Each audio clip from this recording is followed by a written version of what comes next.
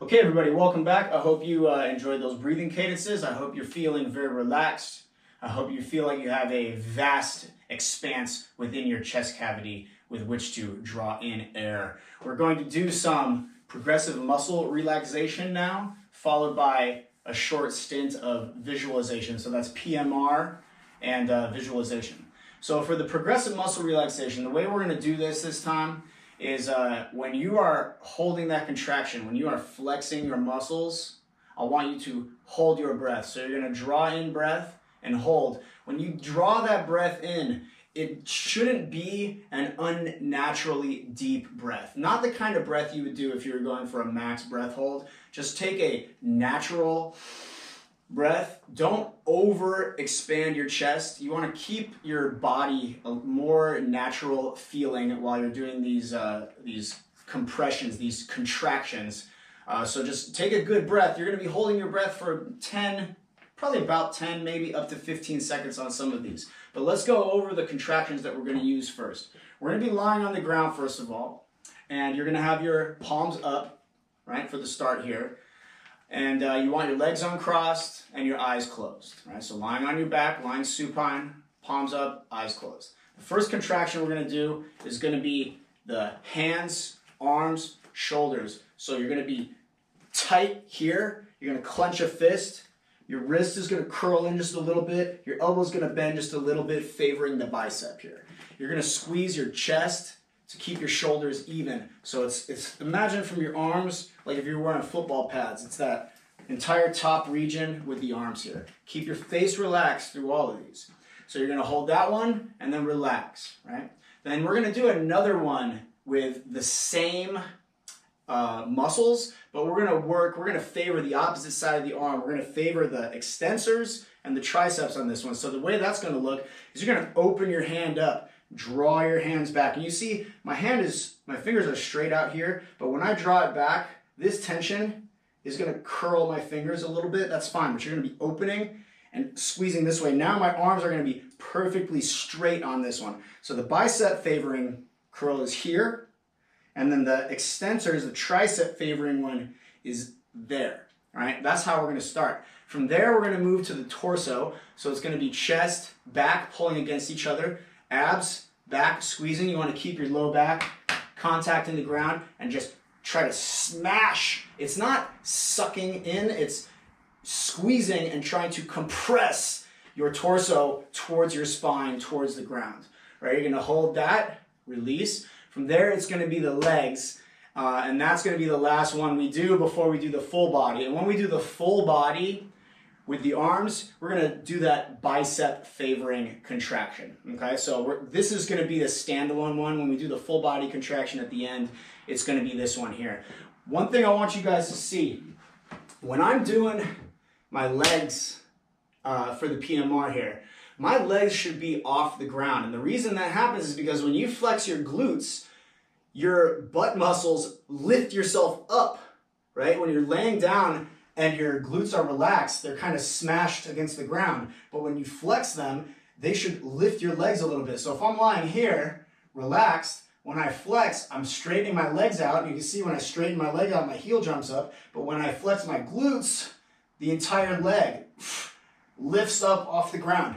And that should happen with you as well. If that's not happening, it's probably because you're not really engaging your glutes. So if you find that this is something that you're having a problem with, prime yourself with some glute bridge, double, single, whatever, but be aware that that's what should be happening and that's why it should be happening. All right, so let's, before we get started, you should dim the lights wherever you are so you can relax a little bit. Got some candles going here. And let's get started with the progressive muscle relaxation. So laying down on your back, eyes closed, face relaxed, palms up, legs uncrossed. We're going to be starting with the arms here. Breathe in deep. Remember, nasal breathing. Exhale slowly, fully through the mouth. We're going to start that flex, that bicep favor, hands and arms, shoulders in 3, 2, 1, and flex.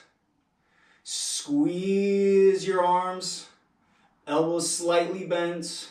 Hands should feel compressing like you're making diamonds inside your fists. Pull the shoulders back and forwards at the same time. You should feel your chest pulling against your shoulders. Keep your shoulders flat on the ground. And 3, 2, 1, exhale.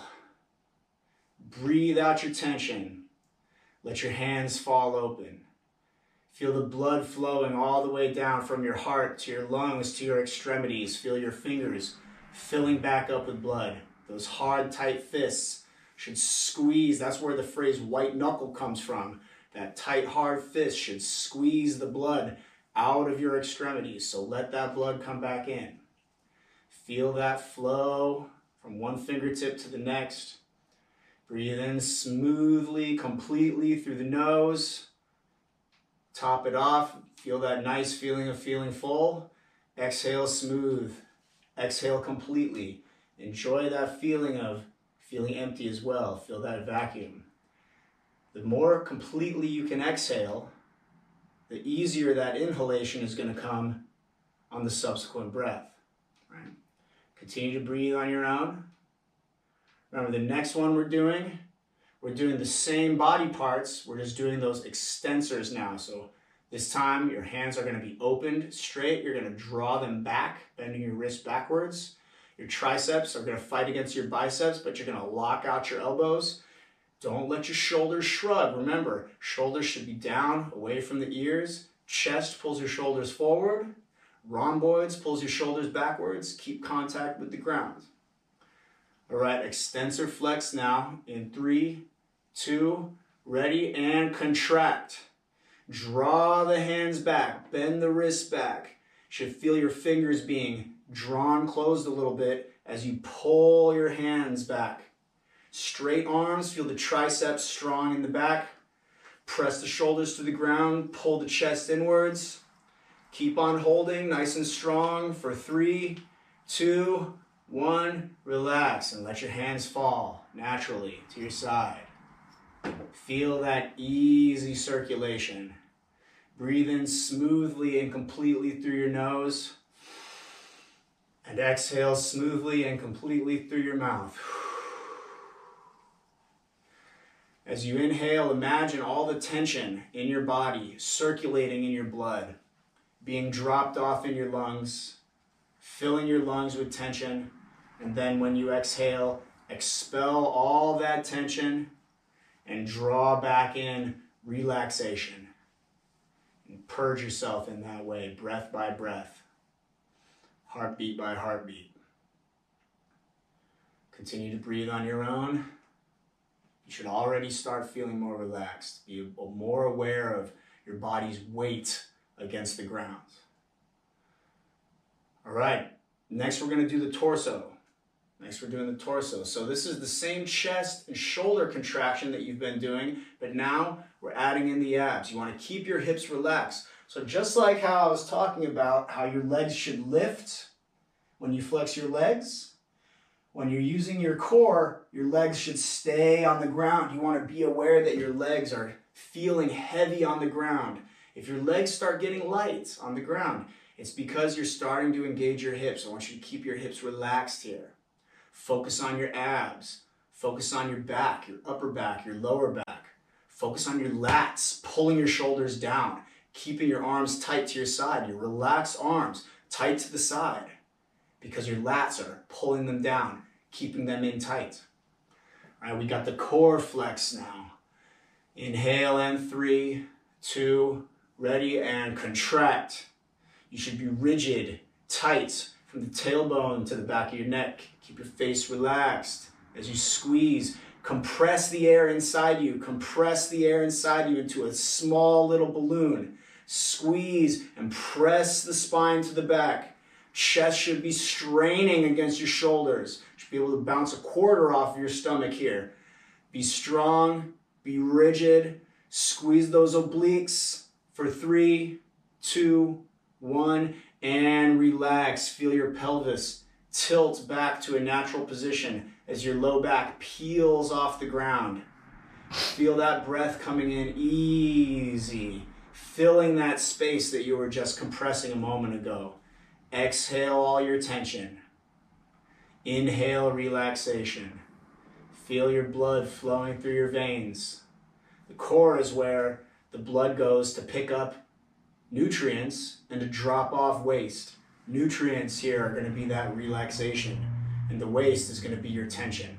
Expel that tension with every breath. Breath by breath, beat by beat, become more and more relaxed. Continue to breathe on your own, in through your nose, out through the mouth. Feel your body weight sinking into the ground. Feel your body melting into the ground. All right, as you continue to breathe on your own, we've got one more before we do the full body. Last one here, that's the legs that we were talking about. So your quads should be straining against your knee, pulling your kneecap tight to your leg, extending your leg. The hamstrings should be pulling against the quads, but the quads should be winning that battle. Your hips, your glutes should be squeezed, engaged, strong, lifting your legs, creating that space underneath your hips so that your rigid, flexed legs are lifted off the ground. You should be dorsiflexing here, pulling your toes up towards the knee, and the calf muscles should be straining against them, trying to pull the feet into plantar flexion. All right, but you want to pull those toes up towards the knees. That's the nature of a flex, is that the muscles on opposite sides of the joint are both working at the same time against each other. It's a way of creating an isometric contraction without having to use anything except for your body, right? All right, so we've got the legs now. In 3, 2, 1, and contract. Just feel your quads bulging out of your skin. Your legs should feel like they're carved from wood, chiseled from stone, poured concrete. You should be humming, vibrating with energy, your legs floating a couple inches off of the ground. Squeeze the glutes, squeeze the hips. You want to feel like you're sitting on the ground like a stone. Absolutely no give. Hold for 5, 4, 3, 2, 1, and relax. Feel your legs come back down to the earth. Feel your feet fall out to the side. If you're a breaststroker, they're going to fall out more than other people. Feel the blood from your torso flowing down into your legs unimpeded. Taking all the tension, you got a lot of skeletal muscle in your legs, picking up all that tension, carrying it all the way around, back into your lungs, filling your lungs with that tension so that you can rid yourself of it on your subsequent exhalation. Continue to breathe smoothly, deeply. Breathe in that relaxation and exhale your tension. I bet your face could be just a little bit more relaxed right now. See if you can get that to happen. When you're sprinting, swimming, running, your face should be relaxed. Your face should be relaxed here as well. Okay, we're going to do one more contraction, and then we're going to do a brief visualization here. Last contraction. It's going to be full body, everything that we've just done, except for the extensor flex. So you're going to be making a fist with your hands on this one. All right, get ready for a good one here. In 3, 2, ready, and flex. Everything that you've just done, building diamonds inside of your fists, squeezing the blood out of your hands, up your arms towards your heart. Biceps slightly bending the arms, triceps battling against them, chest pulling your shoulders forward, rhomboids pulling your shoulders backwards, lats pulling your shoulders down. You should feel very compressed, very, very tight, strong abs, spine on the ground, glutes and hips engaged, legs floating, humming for 3, 2, 1, and relax your body. Feel your body melt into the ground. Feel your body pool like so much spilled water. Every time you exhale, feel your body become more relaxed. In these days of uncertainty and anxiety, if you can control your body, a lot of times you can gain some control over your mental state. Right? It goes both ways. Body, mind, mind, and body. Whichever one you can gain access to, that can help steer your mental state, steer your level of arousal, creating excitation or relaxation depending on what your goals are. So with that in mind, we're going to talk our way through a 100 of the stroke of your choice. And then after we do this, I encourage you to get somebody with a stopwatch to send you off on a race of your own with no guidance, where you just guide yourself through the race in your mind without any outside influence. The only outside influence should be the person starting you and then stopping the watch when you say you're done. And it doesn't have to be a short race. I know Keller did a mile, visualized the mile. You guys remember that? And he actually went on the following week to swim a pretty spectacular mile. And the visualization was very on point there. So you got time, guys. So you can play with these longer races. To start this off, put yourself at a pool. Any pool. It could be a pool where you've swum really, really well. It can be a pool that you want to conquer, a pool that you haven't swum so well at. It's up to you if you want to create your ideal conditions or if you want to give yourself a bit of adversity. It really pays to be prepared for both contingencies here. So put yourself at a pool, getting ready to swim in the finals. You're standing behind the timers. What are you wearing? Don't just picture it. Feel the outfit on your skin. Feel the compression of your tech suit. If you're wearing UGG boots, feel that slightly damp fur against your feet. Feel your sweats against your legs, your parka, your cap, your goggles, if you're wearing them already. Feel it. What's the weather like? Is it cold? If it's cold, is there a heat lamp? Feel the heat from that. If you're not wearing shoes, what's the deck feel like? Is it slippery? Is it rough? Put yourself there and feel the environment. Get tactile with it. The heat before you is getting called to the lane. There's a long whistle calling the heat in front of you up onto the blocks. You should be paying attention now. What is the starter sounding like? Are they quick? Is the beep loud? Are you going to have to struggle to hear it? You should be prepared for this. They send the heat off in front of you. You can now address the blocks. If you're going to be starting off the blocks, you probably want to touch the block. What does it feel like? Can you feel that sandpapery texture underneath your hands? Maybe you're going to rub your hands on the block just a little bit to tune up your hands so that you can have a little bit more sensitivity to the water. Maybe you want to splash some water on you at this point. What are you doing while that heat in front of you is in the water? You should be going through your preparations here, breathing, maybe stretching, maybe doing some high tuck jumps, getting yourself ready to go, giving yourself some positive self-talk. How do you talk to yourself before a race? Tell yourself those things that you would tell yourself. There may be something specific that you need to focus on for this swim. It may more be a general feeling of talking yourself up and being able to do something great. Preparing yourself for the part of the race where it inevitably gets very challenging and you're going to have to be sturdy to be able to get yourself through it. Positive self-talk. What's the plan? Run through it. Be prepared. The race in front of you is wrapping up now. Step back from the block. Give the timers room to do their job. They step up. You step back. You should be going through your final get ready focus phase. The heat in front of you is done. The lane is yours now. Step up to the block. The starter calls you on to the block. You're either on the block or if you're a backstroker, you're in the water. If you're in the water, what's that feel like? Did you jump in dry? Or did you splash yourself? Does that shock feel invigorating? It should.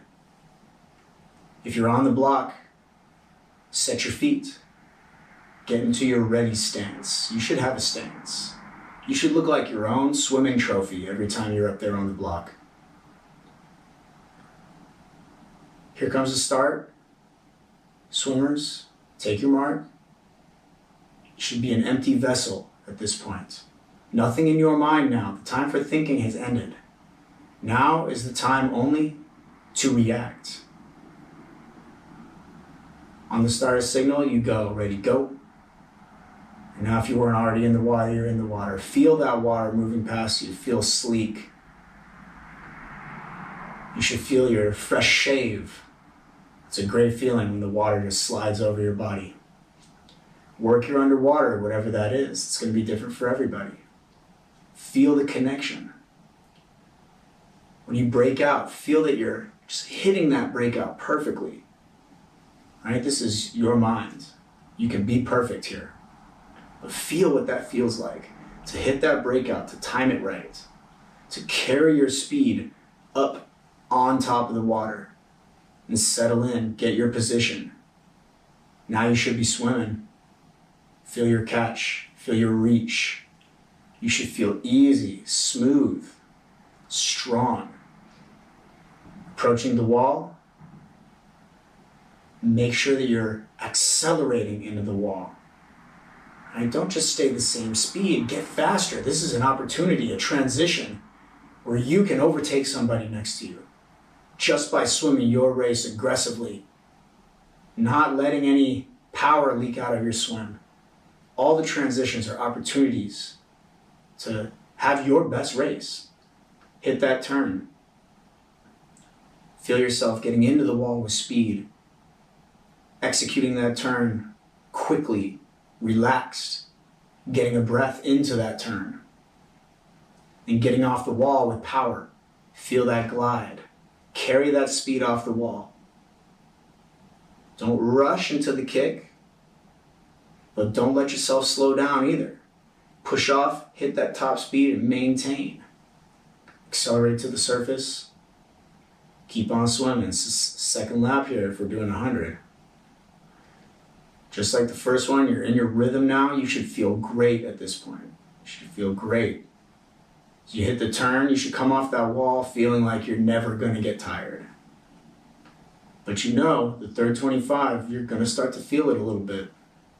And that's when you really got to be prepared. You have to have a plan. Getting into that wall. Don't give an inch. On that last lap, you need to know what you have to do to be able to finish like a boss. It never happens by accident. You always have to have a plan for when things are the most difficult. Any chump can swim the first 50. Right? But it takes a champ to be able to finish a race. So make sure whatever it is for you, everybody's got something they got to think about. Even the best, Caleb Dressel, has something that he has to think about. You think he no breaths his last 25 of 100 fly by accident? I doubt it. You think he took one breath instead of 2 breaths on the last 25 of his 100 freestyle when he went under 40 seconds by accident? I doubt it. So make sure that you have a plan. Okay, so those are that's some guided visualization. Those are things that I want you to be aware of. And let's not forget the celebration at the end either. Picture that celebration, right? Plan for victory. When you finish that race, know what you're going to do. Know where you're going to look and who you're going to see. Who is going to share in that moment with you. Put them there with you. All right? Just because we're quarantined doesn't mean that you have to be alone. All right, so I encourage you now to run through another race at your own speed here. Oh, that's bright. Run through another race at your own speed. Have somebody start a watch and send you off, and then just put yourself in that moment and get through that race and see what your time is. See if you can get very, very close to swimming an actual time. See if you can really get that mind-body connection. I mean, if you can do it in your mind, the chances of you being able to do it in real life just increase by, I would imagine, depending on who you ask, probably about a factor of 10. So just because you can't be swimming doesn't mean you can't be picturing yourself there, putting yourself through the motions in your mind. The mind is very, very powerful. We use the body to gain access to the mind, and now we're using the mind to swim the race that we would ordinarily swim with the body. So it's a feedback loop, guys. Use that loop. This is something that you can master. You don't need anybody else to help you with this. This is something that you can gain access to on your own with practice that will make you better, and not just at swimming either. All right? Have fun with that.